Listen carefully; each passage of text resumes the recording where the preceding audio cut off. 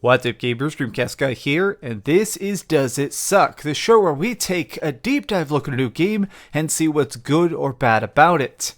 Now this weekend, I had a chance to beat the remaster for Star Wars Republic Commando. Now this is by far one of the most beloved Star Wars games of all time. It's a first-person shooter that takes place during the Clone Wars, and in many aspects, this is an incredibly good game. But now that I've had a chance to play through it again, even with these updated visuals and slightly tweaked controls, parts of this are kind of aging poorly. There are definitely some sections of this game that are honestly not the best. So what I want to do today is kind of look at it objectively and see what makes this game still good and if it is worth that $15 price tag. Now let's start things off with what makes this game definitely the best part. I think a lot of people now, they kind of don't like the newest Star Wars movies. Episodes 7, 8, and 9, they just don't feel the same. Well, this takes place during the prequel era. This was during the time period when LucasArts was kind of just churning out the games. They made stuff like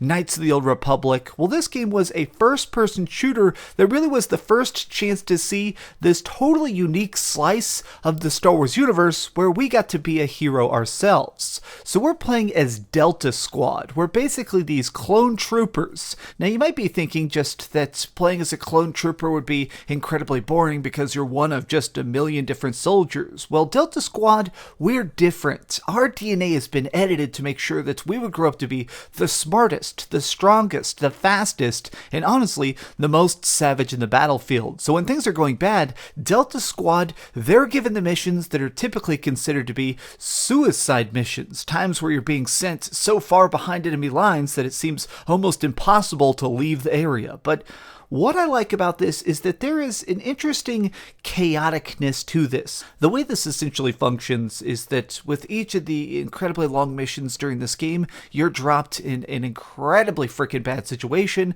and you have to try and fight your way out, either killing a specific ambassador or trying to save a Wookiee king or something like that. But what makes this game fun is the fact that you have some AI companions. You're not just playing as Delta Lead, you're playing with these digital companions that are actually pretty intelligent. They're able to take orders, hack boxes, set bombs, and being able to command them efficiently is pretty much half the gameplay to this. If you give your sniper a good chance to overlook a position, or if you're able to tell your teammates to revive each other, issuing commands is a surprisingly big part of Star Wars Republic Commando.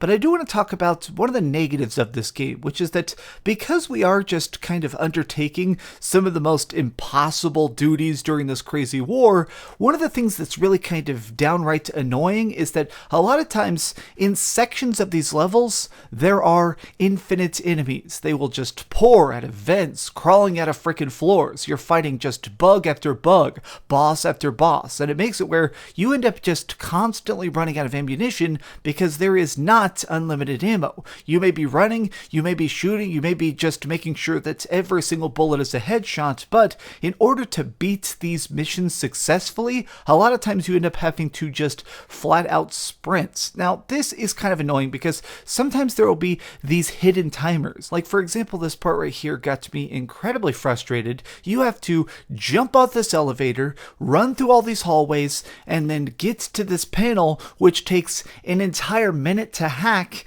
and you have to do this entire section here in 5 minutes. If you do not manage to do this entire thing from finding your way into this room, clearing it all out, deactivating the turrets, and then hacking this panel within 1 minute, then you get a game over. And the reason this is just so frustrating is because there is no on-screen timer, but additionally, there's checkpoints in the middle of it. Like the run from the elevator is so long that you actually end up fighting again and again. If you end up just saving outside in the hallway, you can get stuck in what is practically a save loop. And stuff like this is just annoying to me because these are just archaic level designs. Like, I'm not particularly saying that this is awful, but there are sections of this that are just incredibly outdated. Like, as much as I think the controls are fantastic, being able to just instantly blast people, everything is so very, very responsive.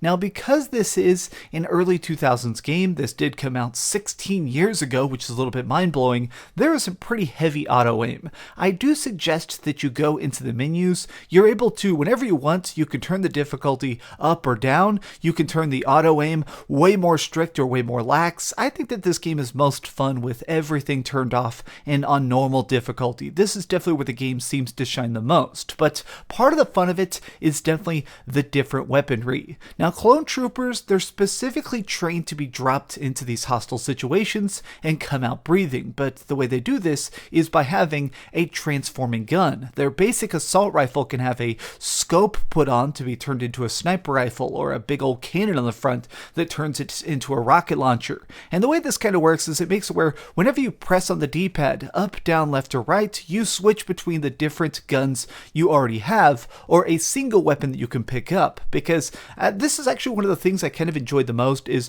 while you're playing through these levels, certain enemies will drop their racial specific weapons. So at one point you're going through this area and there's these scavengers who are like these insect frog looking dudes, and they drop a ballistic shotgun. It feels nice sometimes to just get somebody and turn them into toothpaste by shotgun blasting them directly in the freaking face. This also goes for stuff like, it's nice when you're helping the Wookiees because they'll give you a Stratocaster, or what do they call these, the special bow thing that they use. It's so cool to shoot explosive crossbow shots during these chaotic war-filled moments. I think that this game, more than anything, I love the fact that it captures this time period of Star Wars. It's so freaking perfect to hear these old school songs that we grew up with. It's so cool to see these few soldiers trying to make their way through this incredibly massive war. Like, just climbing through these battlefields at time is so freaking impressive. And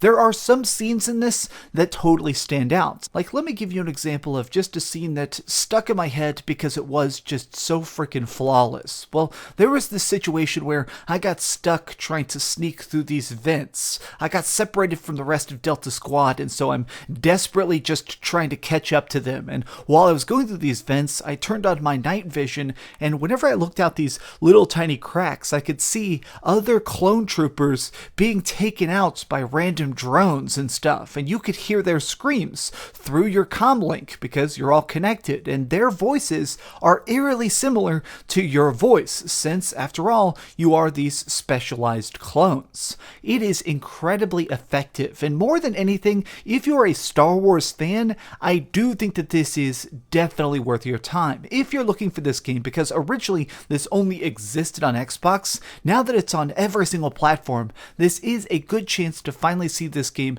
and why people have been just so excited about it. But I do think it's important to say that if you are a more casual gamer, somebody that isn't going to be patient while trying to struggle through some of the more difficult choke points of the game, I do think that if you're not incredibly hardcore, there are going to be parts of this game that you are going to hate. And I think that is a very, very important distinction to make. This is a good game. I think in certain aspects, I'm kind of impressed how well it's still held together, how tight the controls still are, how much these assets and graphics and art still look incredibly good decades later. But I think that this game design is certainly outdated, to say the least.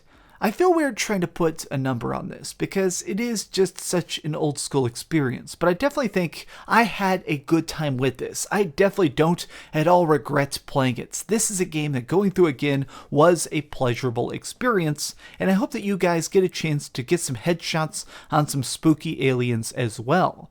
Thanks so much for watching, gamers. If you enjoyed this video, please give it a thumbs up, share with your friends, and subscribe if you haven't already. But do me the biggest favor of all, and keep dreaming. Thanks so much for watching that video. If you want to see something else, you can always click this link to see what I put up last, or, subscribe and see what's coming up next. Also, I promise that whatever I do, it'll try not to suck.